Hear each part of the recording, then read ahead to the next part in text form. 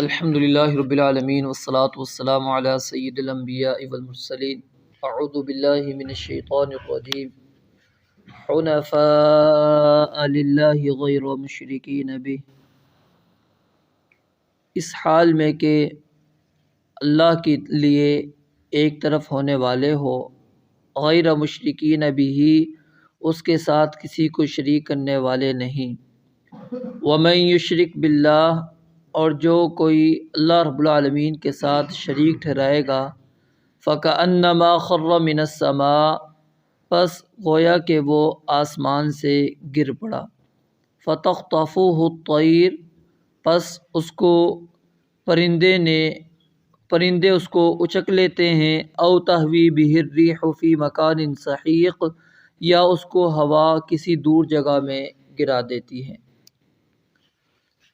اللہ رب العالمین نے اس آیت مبارکہ کے اندر یہ بات ارشاد فرمائی ہے، کیونکہ پچھلی آیت کے آخری ٹکڑے کے اندر یہ بات موجود تھی کہ فَاجْتَنِبُوا مِنَ الرِّجْسِ وَاجْتَنِبُوا الرِّجْسَ مِنَ الْأَوْثَانِ وَاجْتَنِبُوا قَوْلَ الزُّورِ، کہ تم نے بتوں کی عبادت سے اپنے آپ کو بچانا ہے اور جھوٹی باتوں سے، جھوٹی گواہیوں سے بھی اپنے آپ کو بچانا ہے۔ تو اس آیت کے ابتدا کے اندر اللہ رب العالمین یہ حکم دے رہے ہیں کہ کونوا حنفاء، کہ تم سب کے سب جو ہے یکسو ہو کر، یک طرفہ ہو کر، صرف ایک اللہ کی عبادت کرنے والے بن جاؤ۔ رب کے ساتھ کسی کو بھی شریک کرنے والے نہ بنو کسی بھی معاملے میں۔ حنفاء، یکسو ہو جانا ہے، یک طرف ہو جانا ہے۔ سیدنا ابراہیم علیہ السلام کی یہ صفت تھی، ان ابراہیم کان امۃ قانتا للہ حنیفا، کہ وہ بالکل یک طرف ہو گئے تھے۔ یہ نہیں تھا کہ انہوں نے کہا کہ چلو میں سورج کی عبادت کر لیتا ہوں، چاند کی کر لیتا ہوں، ستاروں کی کر لیتا ہوں، یا ان مورتیوں کی عبادت کر دیتا ہوں۔ نہیں، سب کو چھوڑ کر وہ ایک طرف ہو گئے تھے۔ کس کی؟ ایک اللہ کی عبادت کرنے والے تھے، اللہ کے علاوہ کسی اور کی عبادت کرنے والے نہیں تھے۔ تو رب العالمین یہاں پر یہی حکم دے رہے ہیں کہ تم جو ہے حنفاء للہ، اللہ رب العالمین کے لیے مطیع اور فرما بردار ہوتے ہوئے ایک طرف ہو جاؤ، ایک طرف ہو کر اللہ کی عبادت کرو، غیر مشرکین بہ، اس حال میں کہ تم اللہ رب العالمین کے ساتھ کسی قسم کا کوئی شریک ٹھہرانے والے نہ ہو۔ پھر آیت کے اگلے ٹکڑے کے اندر اللہ رب العالمین نے ایک مثال بیان فرمائی ہے مشرک کی۔ جو شخص توحید پر قائم ہوتا ہے، اس کی مثال اس طرح ہے کہ وہ کسی بلند چوٹی پر موجود ہے، بلندی پر موجود ہے، کیونکہ توحید انسان کو ویسے ہی عروج کے اوپر لے جاتی ہے، بلندیوں پر لے جاتی ہے۔ اس کا تعلق جو ہے رب العالمین کے ساتھ ہوتا ہے، بلندیوں کے ساتھ ہوتا ہے۔ تو اس لیے اللہ رب العالمین نے مثال میں اسی چیز کو مد نظر رکھا کہ جو بندہ توحید پر ہوتا ہے وہ تو بلندیوں پر ہوتا ہے، اور جو بندہ توحید پر قائم نہیں رہتا وہ اللہ رب العالمین کے ساتھ، یعنی اللہ کی ذات میں یا اللہ کی صفات میں یا اللہ رب العالمین کے ناموں میں کسی بھی اعتبار سے، اللہ کے تصرفات میں وہ کسی اور کو شریک ٹھہرا لیتا ہے۔ وہ عبادت میں ہو، ذات میں ہو، تصرفات میں ہو، حاکمیت، کسی بھی لحاظ سے کہیں پر بھی وہ شرک کر لیتا ہے۔ اس کی مثال اللہ رب العالمین فرماتے ہیں اس طرح ہے، خر من السماء، کیونکہ توحید انسان کو بلندیوں پر لے جاتی ہے۔ اب وہ شخص بلندیوں پر تو نہیں گیا، مشرک ہے، تو گویا کہ وہ بلندیوں سے گر پڑا، آسمان سے وہ گر پڑا ہے۔ فَتَخْطَفُهُ الطَّيْرُ، اب اس کو کیا ہے، پرندے اچک لیتے ہیں۔ جب اوپر سے آ رہا ہوتا ہے، اب آسمان میں پرندے اڑ رہے ہیں، ٹھیک ہے، اب یا تو وہ اس کو اپنا شکار بنا لیں گے۔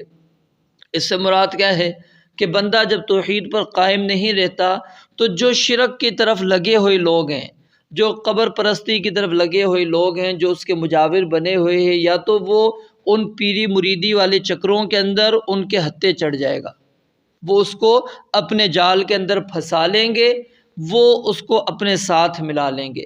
جس طرح وہ شرک کے اندر لگے ہوئے ہیں، اس طرح اس شخص کو بھی ورگ لا کر کوئی نہ کوئی خیالات اس کے ذہنوں میں ڈال کر اس طرف لے کر آ جائیں گے، یعنی فَتَخْطَفُهُ الطَّيْرُ، اس کو اچک لیں گے پرندے۔ مراد مفسرین نے ادھر سے یہ لیا ہے کہ وہ درمیان والے جو لوگ ہیں وہ اس کو پکڑ لیتے ہیں۔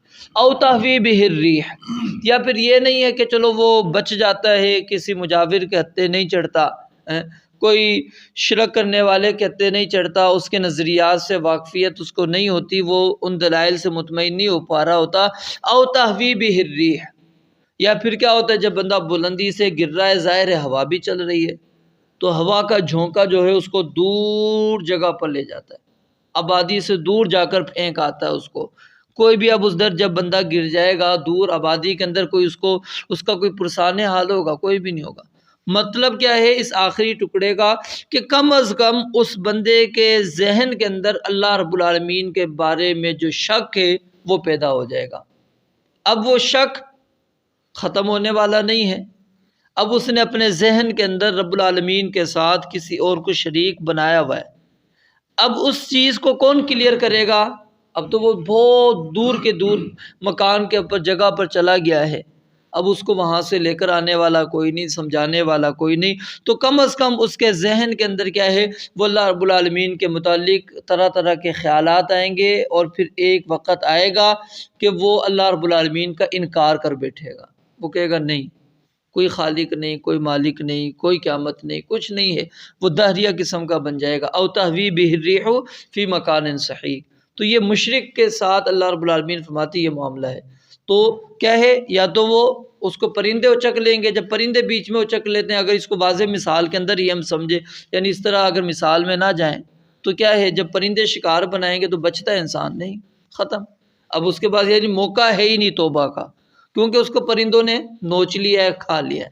او تہوی بہ الریح، یا پھر دور جگہ پر انسان کو ہوا جا کر پھینک دیتی ہے، اب وہاں پر کوئی اس کا جب پرسان حال نہیں ہوگا، کوئی اس کا پوچھنے والا نہیں ہوگا، تو کس طرح وہ سیدھے راستے پر آ سکتا ہے؟ تو گویا کہ مشرک جو ہے اس بندے کی زندگی وہ اس انداز کی ہو جاتی ہے کہ اس کی زندگی شکوک و شبہات سے بری ہوئی ہوتی ہے، اور وہ آسانی کے ساتھ شکار بن جاتا ہے۔ کن کا؟ جو لوگ اس جانب لگے ہوئے ہوتے ہیں۔ کیونکہ یاد رکھیں، آپ کسی کو بھی آپ اس چیز کے بارے میں پرکھ سکتے ہیں جو باطل نظریے پر کھڑا ہو۔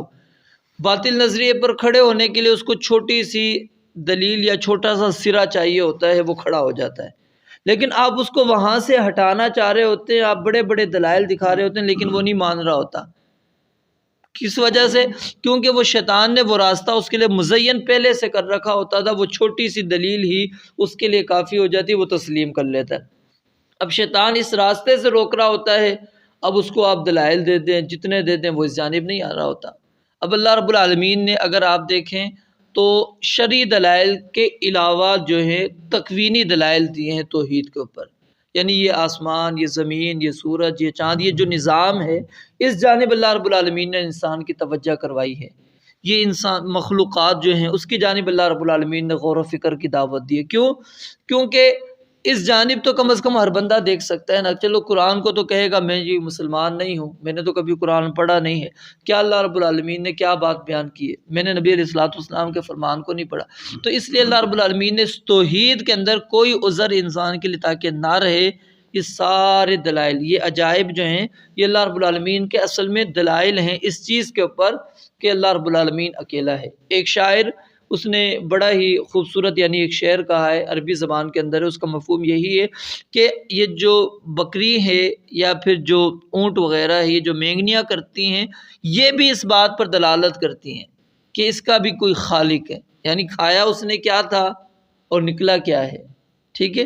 تو یہ اس پر ہی اگر وہ کہتے ہیں غور کر لے انسان تو اس کو پتہ لگ جائے گا کہ اس کا بھی کوئی صانع ہے، اس کا بھی کوئی بنانے والا خالق ہے۔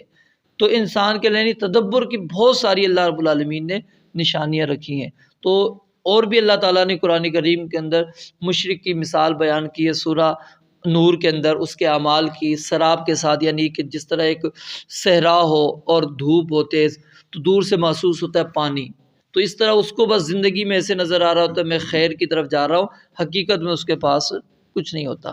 پھر سورہ ابراہیم کے اندر اللہ تعالیٰ نے ایک مثال بیان فرمائی کہ اس طرح ہے کہ انسان نے بڑی ساری لکڑیاں اکٹھی کی، جمع کی، آگ جلا لی، اب کیا ہوا؟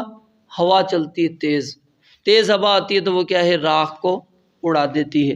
اس طرح اس نے جو زندگی میں اگر کوئی نیکیاں کی مشرک نے، وہ ساری جمع تھیں، اتنی زیادہ تھی، لیکن تیز آندھی آئی اور اس نے اس کو اڑا دیا۔ یعنی اللہ رب العالمین کے ہاں اس مشرک کے کوئی بھی عمل کی کوئی وقت اور کوئی حیثیت نہیں رہتی، بلکہ وہ بندہ مزید گمراہی کی طرف جاتا ہے۔